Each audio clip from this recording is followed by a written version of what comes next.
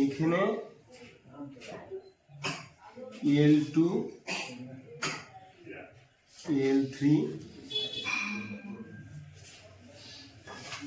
L4 আমি এক একটা করে দেখাচ্ছি। এটার মিনিং হচ্ছে কিভাবে আপ হয়ে যাচ্ছে। L5 কম্প্রেশনটা এরকম আসছে, মানে এইখানে রাইট সাইডে আপ হয়ে গেছে, লেফট সাইডে এটা ডাউন হয়ে গেছে। এইটা আপ হয়ে যাওয়ার জন্য এই পা হালকা থাকছে আর এই পায়ে পুরো ফুল লোড এই পায়ে থাকছে। আর আমাকে এইটাই করতে হবে, এর লোডিংটা কম করতে হবে। এই যে এখানে প্রেস করলে ও কিন্তু সবাই লাইনে চলে আসছে, তো আমাকে এই কাজটাই করতে হবে। একটুখানি আমি অ্যাসেসমেন্ট করে নিয়েছি, আপনি একটু সোজা হয়ে যান, একটু ASIS-টা চেক করে নিন।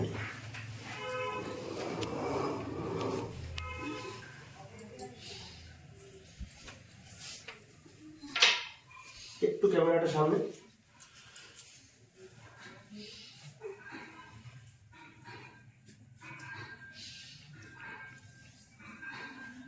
ASIS এ এইটা বালজিং আছে, এটা ডাউনওয়ার্ডস, এটা বালজিং। তো এটা যদি অ্যাডজাস্ট করা যায়, ব্যাস এবারে বরাবর হয়ে গেল। ঠিক আছে, আমরা তাহলে সেশনটা চালু করে দিচ্ছি। স্টপ।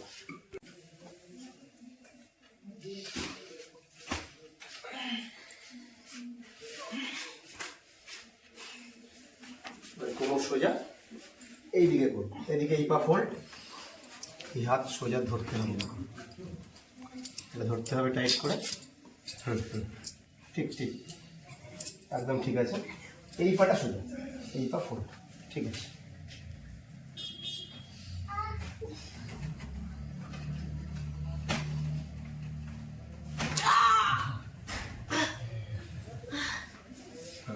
রিল্যাক্স লাগছে।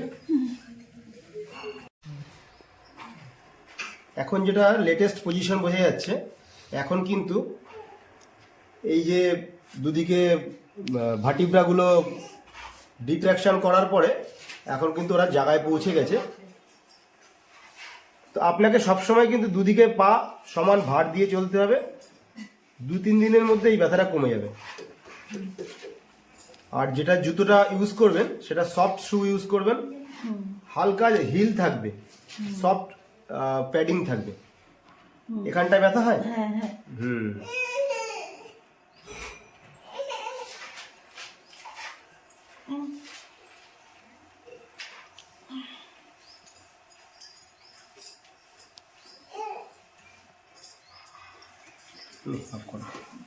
ব্যথাটা যেটা হচ্ছিল এখন 10-এর মধ্যে কতটা মনে হচ্ছে এটা কম হয়েছে?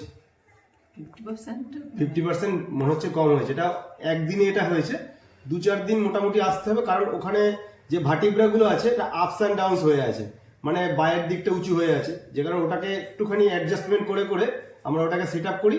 2-4 দিনের মধ্যে ওটা জায়গায় চলে আসবে।